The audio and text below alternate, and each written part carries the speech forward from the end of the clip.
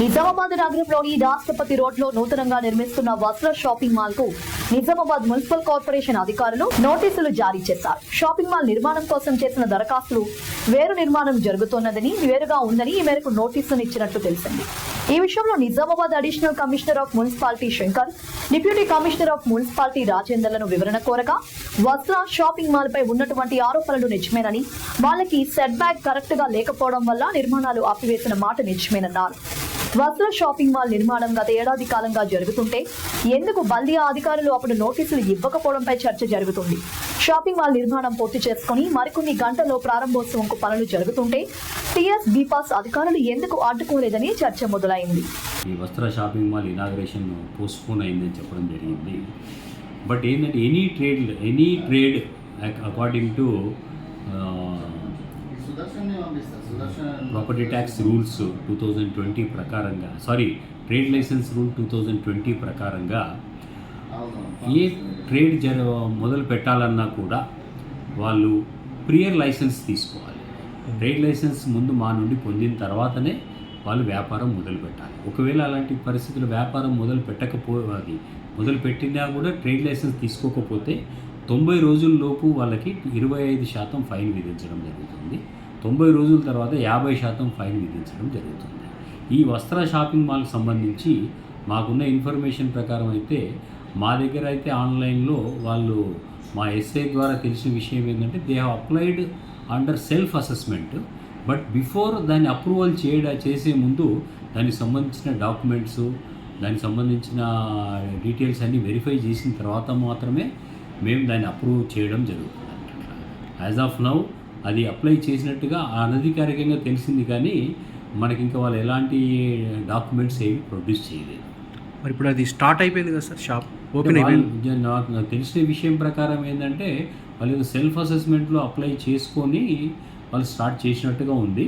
But మాకేంటంటే disposal time ఉంటుంది. We have to verify the documents and other things అన్నీ చూసిన తర్వాతనే మేము దానికి అప్రూవల్ ఇస్తాము.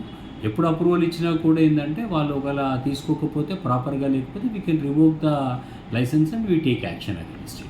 ట్రెండింగ్ లైసెన్స్ ఆఫీస్ నుంచి రిలీజ్ కాకముందు వాళ్ళు తీసుకోకముందు వాళ్ళు ఓపెన్ చేయొద్దు కదా. They are not suppose to open it. మరి ఓపెన్ చేశారు కాబట్టి వీళ్ళు ఏం యాక్షన్ వాళ్ళ మీద మేము నోటీస్ ఇష్యూ చేస్తాం. వాళ్ళకి ఎప్పటి వరకు any time with in 7 days మనము నోటీస్ ఇస్తాము. జనరల్గా ట్రేడ్ లైసెన్స్ రూల్ ఎలా ఉంటుందంటే వాళ్ళు వాలంటరీగా లైసెన్స్ తీసుకోవాలి.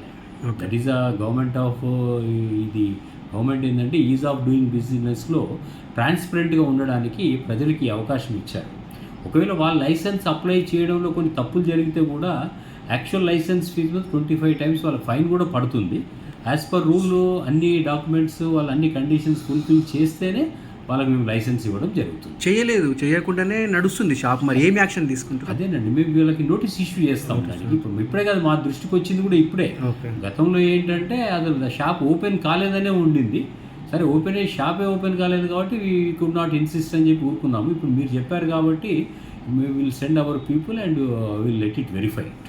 మున్సిపాలిటీ నుంచి ఏమేమి పర్మిషన్స్ వాళ్ళు తీసుకోవాలి సార్? ఫస్ట్గా మా బిల్డింగ్ కట్టే ముందు బిల్డింగ్ పర్మిషన్ తీసుకోవాలి. బిల్డింగ్ కట్టిన తర్వాత ఆక్యుపెన్సీ సర్టిఫికేట్ తీసుకోవాలి. వన్స్ ఆక్యుపై చేసే ముందు కమర్షియల్ ఎస్టాబ్లిష్మెంట్ అయితే ట్రేడ్ లైసెన్స్ తీసుకోవాలి. These are the things. ఇవన్నీ ఏవి లేవు వాళ్ళ దగ్గర. అది మీరు the extent of trade licence I can tell you and I will get it verify with our people once again. Right, thank you. చెప్పండి, start. Additional commissioner Nizamabad municipal corporation. ఇప్పుడు వస్త్ర షాపింగ్ మాల్ అని మనకు గాంధీ చౌక్, దేవీ రోడ్ చౌరస్తాలో రీసెంట్గా construction అయింది. దాని మీద కొన్ని కంప్లైంట్స్ వస్తున్నాయి. పర్మిషన్ లేదు అని అంటున్నారు, కానీ ఆ బిల్డింగ్ పర్మిషన్ తీసుకోవడం జరిగింది. అదేవిధంగా సెట్ బ్యాక్స్ ఇట్లాంటి ఇష్యూస్ కూడా పత్రికాముఖంగా అక్కడక్కడ కంప్లైంట్స్ వినడం జరిగింది. వీటి విషయంలో డిప్యూటీ సిటీ ప్లానర్ గారు, టౌన్ ప్లానింగ్ గారు, అదేవిధంగా టౌన్ ప్లానింగ్ సిబ్బంది వెరిఫై చేయడం జరిగింది. నోటీస్ కూడా ఇవ్వడం జరిగింది. వాళ్ళ రిప్లై వచ్చాక సెట్ బ్యాక్స్ విషయంలో యాక్షన్ తీసుకోవడం జరుగుతుంది.